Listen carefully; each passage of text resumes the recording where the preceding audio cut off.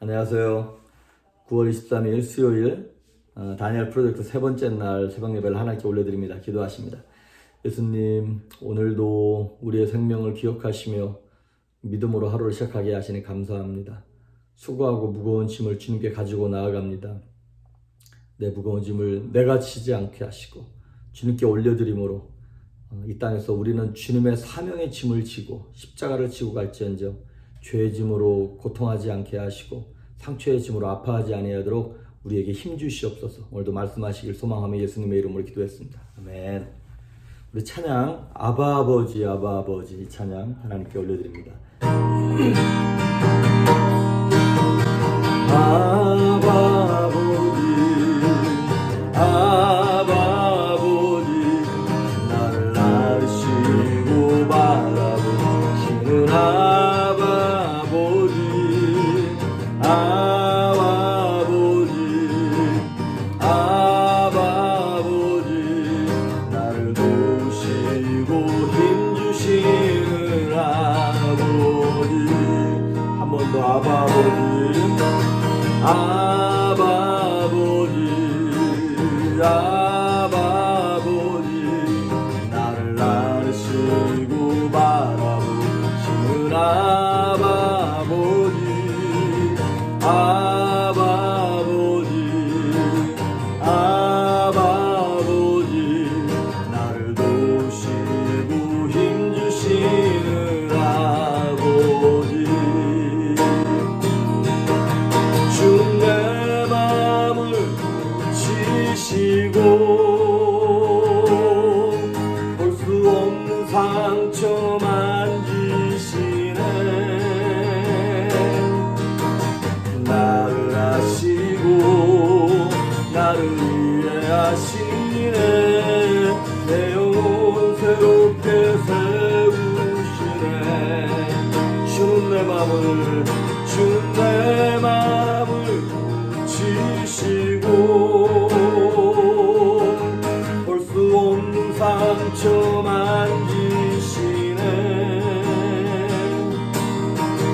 나를 아시고 나를 위해 하시네 내 영혼 새롭게 세우시네 아멘. 오늘 우리에게 주시는 말씀은 이사야서 26장입니다 26장 3절 봉독해 올립니다. 이사야서 26장 3절 주께서 심지가 견고한 자를 평강하고 평강하도록 지키시리니 이는 그가 주를 신뢰함이니이다. 아멘. 견고한 심지. 자, 오늘 말씀의 제목은 내 삶을 끌어가는 원동력이라고 하는 제목입니다. 사람은 무엇인가 이끌려 살도록 되어 있습니다. 하나님이 인생의 목적을 알려주셔서 그 목적을 깨달은 사람 외에는 다른 것들에 의하여 인생이 드라이브 된다는 거예요. 무엇에 우리는 드라이브 되는가? 무엇에 이끌려 가는가? 그래서 목적이 이끄는 삶을 purpose driven life라고 그러잖아요. 목적이 이끌어가고 우리 끌려가는 거잖아요. 그런 것처럼 그 하나님의 목적을 알지 못하는 사람들은 이 땅에서 크게 5가지의 이 땅의 목적이라고 그래야 되나요? 그것에 이끌려 간다는 거예요. 드리븐 된다는 거예요. 그러면 첫째, 사람은 뭐에 이끌려 사냐? 죄의식에 이끌려 산다는 것입니다. 죄의식. 그래서 이것 때문에 사람들은 두려워하고 수치감을 갖습니다. 그래서 그 두려움과 수치감이 있으니까 감춰야 되잖아요. 그래서 내가 내 모습 이대로 드러나면 사람들에게 이렇게 부끄러운 모습을 드러내는 거기 때문에 내가 아닌 나를 만들어내야 되는 거예요. 그러니까 우리 인생이 태어날 때부터 죄인으로 태어나고 우리가 죄인으로 죽는 거잖아요. 근데 죄의 삭은 사망이고 죄를 지으면 부끄러움과 수치스러움이 나타나기 때문에 그걸 감추려고 그런단 말이죠.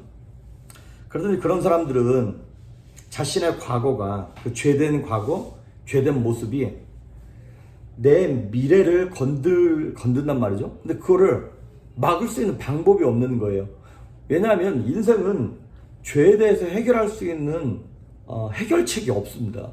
그러다 보니까 내 과거, 내 뿌리, 이것이 내 미래를 좌우하는 거예요. 근데 손 놓고 있을 수밖에 없는 것이죠. 그래서 무의식 중에 나도 알지 못하는 사이에 내 행복과 성공과 이 모든 것들이 파괴하도록 죄의식에 의하여 내가 망가져가고 있는 것이죠. 이제 가인이 그랬죠. 창세기에 보면 가인이 자기 동생 아벨을 쳐 죽였어요.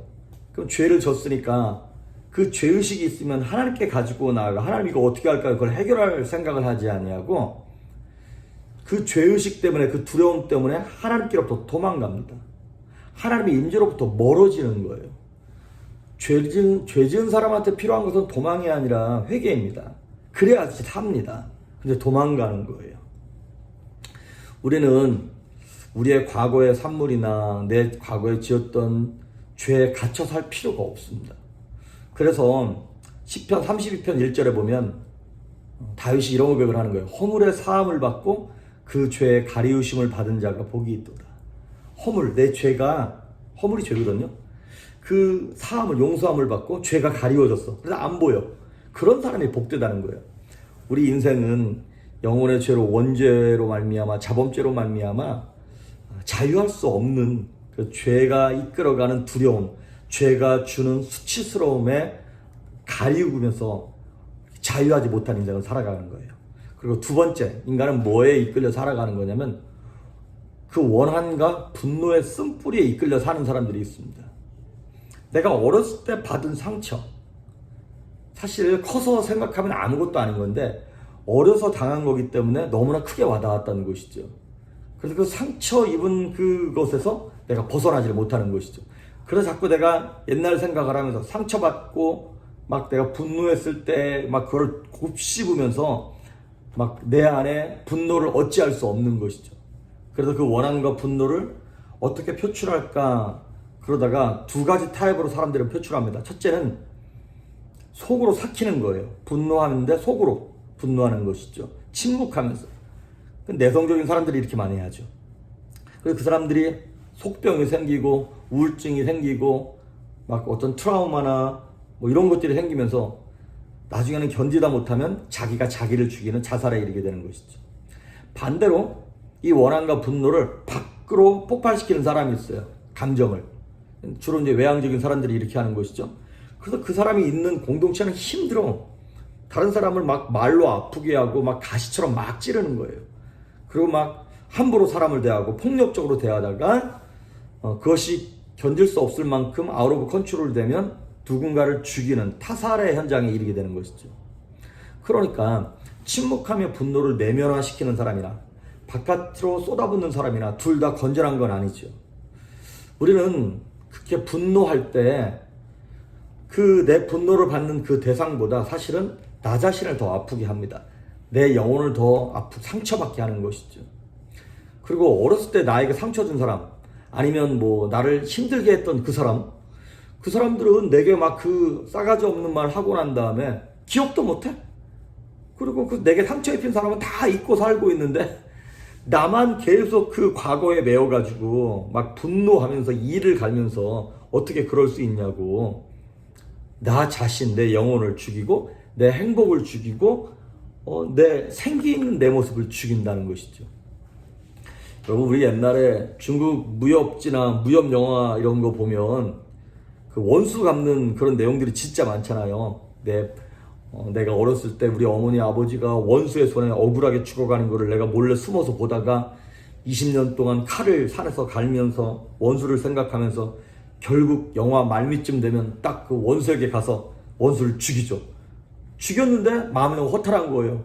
그래서 다 쓸쓸하게 막 뒤로 돌아가는데 또 저쪽 한쪽 구석에서 그 원수, 죽은 원수의 또 조그만 자녀가 몰래 훔쳐보면서 또 그 아이도 또 이를 갈고 또 몇십 년 동안 또 칼을 갈고, 이게 끝이 없이 계속. 그런 인생이 어떻게 성공할 수 있을 것이며 행복할 수 있을 것이고 하나님의 음성을 들을 수 있겠습니까? 물론 상처받은 거 참 안타깝고 속상하며 안 됐습니다. 하지만 목사로서 드릴 수 있는 말은 무엇이냐면 과거는 과거일 뿐이에요. 우리가 과거를 바꿀 수는 없지 않습니까? 그러니까 우리가 할 수 있는 최고의 방법은 과거에서 교훈을 얻는 거예요. 그리고 그거를 털어버려야 한다는 것입니다.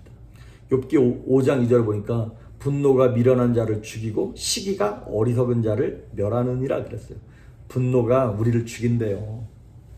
자, 그래서 첫째는 죄의식에 이끌려가는 사람이 있고, 둘째는 원한과 분노 때문에 인생을 낭비하는 사람이 있고, 세 번째는 두려움이 그 인생을 이렇게 끌고 가는 사람이 있어요. 이거는 어렸을 때 충격적인 경험을 했거나 아니면 주변에서, 아니면 특히 부모님이 비현실적인 기대를 나한테 한 거예요. 처음에는 어느 정도 노력해서 그걸 이뤄드렸는데 어느 순간인가 그걸 내가 할 수 없다는 걸 깨닫고 자포자기하고 놔버리는 것이죠. 그런데 또 부모님이 너무 무서워. 그러다 보니까 늘 두려움에 쌓여 있는 것이죠. 그런데 이 두려움에 쌓여서 두려움에 끌려다니는 사람들은 참 불행한 것이 하나 있는데 무엇이냐면 기회를 놓쳐버려요. 기회. 무슨 어떤 기회를 뭐에 놓치는 것이냐. 왜냐하면 무언가를 딱 뛰어들어서 그 기회를 잡기에는 너무 두려운 거예요. 겁이 나는 거예요. 그러니까 모험을 못하는 것이죠.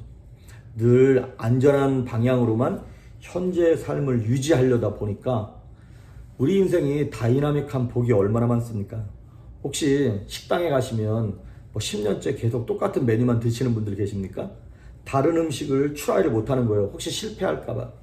그런데 물론 실패할 수도 있겠습니다만은 얼마나 맛있는 음식이 많습니까? 다양한 음식들이 많습니까?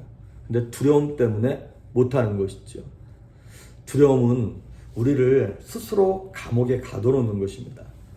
그 두려움의 감옥에서 벗어나야 되는데 그럼 어떻게 두려움에서 벗어나는 거냐? 성경은 딱 명확하게 얘기하고 있습니다. 요한일서 4장 18절에 보니까 사랑 안에 두려움이 없고 온전한 사랑이 두려움을 내어쫓느니라. 우린 그 두려움이 우리를 장악하지 못하도록 예수님의 사랑을 늘 원해야 되고 그분으로 채워야 한다는 것이죠. 그리고 네 번째 부류의 사람들은 물질에 의하여 인생이 드라이브 되는 사람이 있어요. 그래서 더 많이 갖고 더 큰 것을 갖고 내가 가진 것에 만족하지 못해서 저 계속 늘어나는 것이죠. 사실 물질, 소유물도 우리에게 행복을 갖다 주긴 갖다 줘요. 그런데 그 행복이 어떻습니까? 잠시 잠깐이에요. 일시적으로만 그런 것이지. 왜 그러냐면 저와 여러분 하나님께서 지으신 창조하신 우리 인생들은 우리가 소유하려고 하는 그것보다 더 큽니다. 제 인생도 이 땅에 어떤 것보다 크고요. 여러분의 인생도 이 땅에 어떠한 존재 물질보다도 너무 사이즈가 크기 때문에 우리 존재가 너무나 귀하기 때문에 그 어떤 거를 가져다 줘도 우리를 채울 수가 없는 거예요. 그럼 우리는 언제 만족할 수 있냐? 나보다 크신 분이 들어와야 되는 거예요. 나보다 크신 하나님이 내 안에 들어오셔야 우리는 만족할 수 있습니다. 인간의 가치는 인간이 소유하고 있는 것에 의하여 결정되는 것이 아니에요. 그럼 뭘로 결정되는 거냐? 내가 누구인가 하는 존재 가치로 결정나는 것입니다. 내가 무슨 차를 타고 무슨 집을 갖고 있고 내가 뭐 학위가 몇 개다 이것으로 그 사람이 소중한 사람이다 이것이 아니라 내가 하나님의 자녀구나. 세상 천지 만물을 죽어도 바꿀 수 없는 그 생명, 그 하나님의 예수님의 생명으로 생명값을 내게 지불하고 내가 얻은 생명이구나라는 것을 깨달을 때 그 사람이 가치가 있는 것이죠. 그래서 어느 누구도 빼앗을 수 없는 하나님과의 관계, 나는 하나님의 자녀입니다. 이걸 깨닫는 사람들만 물질의 어떤 그 물질이 드라이브하는 인생으로부터 자유로울 수 있는 것이죠. 이걸 깨닫지 못하는 사람들이 진짜 평생 죽도록 일만 하다가 더 많이 가지려고 그러다가 아무것도 못 가지고 그냥 죽게 되는 것이죠. 마지막으로 다섯 번째, 사람의 인정을 받으려고 그렇게 인생을 사는 사람들이 있어요. 다른 사람들은 어떻게 생각할까? 다른 사람의 의견, 다른 사람의 시선, 이런 것들을 막 내가 통제하려고 그래요. 근데 통제할 수 있나요? 안 되잖아요. 그러니까 너무너무 인생이 피곤한 거죠. 그 사람의 기대에 맞게 살려고 그러고, 이 사람이 원하는 대로 또 내가 여기도 맞춰줘야 되고, 저기도 가야 되고, 인생이 너무 피곤하죠. 그거 왜 그런 겁니까? 결론은 이거예요. 우리를 향한 하나님의 목적, 하나님의 기대, 이거를 초점을 맞추지 않았기 때문에 사람에게, 그런데 사람은 너무나 많잖아요. 나를 바라보는 눈들이 너무나 많잖아요. 마태복음 6장 24절에 예수님 말씀하시기를 한 사람이 두 주인을 섬길 수 없다 그랬어요. 그런데 우리는 잘 들으십시오. 하나님을 섬기지 않는 순간, 하나님을 주인으로 모셔드리지 않는 순간 물질을 섬기고 이 사람도 섬기고 저 사람도 섬기고 나도 섬기고 만족할 수 없는 인생을 살아가는 것이죠. 그래서 결론, 삶의 목적, 삶의 초점을 맞추면 이거 다 해결됩니다.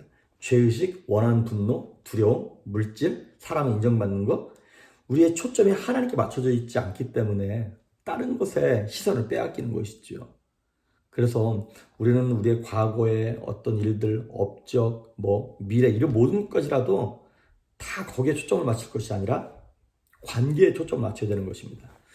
우리가 그 목적지를 모르기 때문에 운전하면서 여기도 갔다가 저기도 갔다가 바쁜 거예요. 그런데 딱 목적지를 아는 사람, 초점을 맞춰놓은 사람, 이 사람을 오늘 본문에 뭐라 그러는 거예요? 심지가 견고한 자라는 거예요. 영적 시선이 딱 맞춰져 있는 사람들. 로마서 14장 10절과 12절을 보면 이런 말이 있어요. 우리가 다 각자 하나님의 심판대 앞에 서리라. 우리 각 사람이 자기의 일을 하나님께 직고하리라 그랬어요. 우리는 하나님 앞에서 내가 행한 일들에 대해서, 부족함에 대해서 다 알아야 할 사람들입니다. 그 목적지를 향해 달려가는 사람들입니다. 그 하나님 앞에 섰을 때 하나님의 원수로 서겠습니까? 하나님의 종으로 서겠습니까? 아닙니다. 하나님의 자녀로 서셔야 됩니다. 하나님이 내 아버지가 되셔야 합니다. 그래서 관계만 있으면 이 땅의 부족함들이 다 용서되고 커버될 수 있어요. 하지만 관계가 없으면 이 땅에서 아무리 위대한 일을 해도 심판대 앞에 서게 되는 것이죠. 오늘도 아버지, 우리 아까 찬양했잖아요. 내 상처도 아픔도 다 아시는 그 하나님을 아버지라고 부르면서 정말 하나님의 은혜 가운데 승리하고 오늘도 이길 수 있기를 주의 이름으로 축복합니다. 기도하십니다. 예수님 감사합니다. 내 삶의 원동력이 주님께로부터 옴을 기억하고 깨닫게 하셔서 다른 곳에 시선 두지 아니하게 하시고 하나님의 자녀임을 선포하며 마귀를 향하여 담대하게 외치며 마귀가 가져다주는 어떠한 유혹도 죄책감도 나를 죽이지 못하게 하시고 예수님 때문에 승리하고 평안하고 행복할 수 있도록 은혜를 베풀어 주시옵소서. 감사드리고 예수님의 이름으로 기도했습니다. 아멘.